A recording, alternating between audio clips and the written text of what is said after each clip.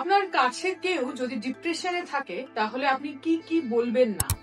তোকে দেখে তো বোঝা যাচ্ছে না তুই ডিপ্রেশনে আছিস। ডিপ্রেশন কিন্তু সবসময় দেখে বোঝা যাবে, এরকম নাও হতে পারে।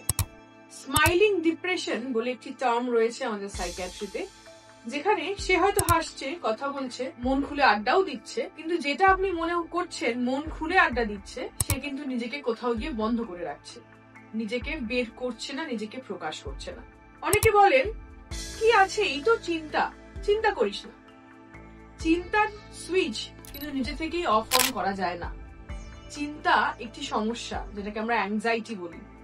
আপনি যাকে বলছেন যে চিন্তা করিস না, সে চিন্তাকে আটকাতে পারছে না।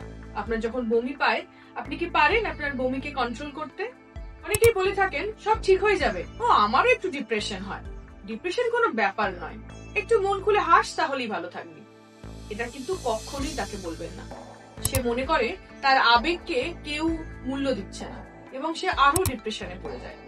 এবং সবচেয়ে ইম্পর্টেন্ট এবং সবচেয়ে চলিত একটি কথা আছে যে তোর থেকে অনেকে অনেক খারাপ রয়েছে, তাদের ডিপ্রেশন তো হয় না, তোর কেন ডিপ্রেশন হচ্ছে?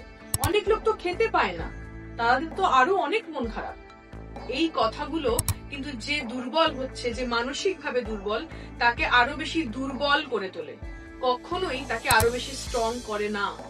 তাই এই কথাগুলো কখনোই কোনো ডিপ্রেস মানুষ বা যিনি তার আবেগকে আপনার সামনে তুলে ধরছে তার সামনে কখনোই বলবেন না। তিনি কিন্তু আরো মানসিকভাবে দুর্বল হয়ে যায়।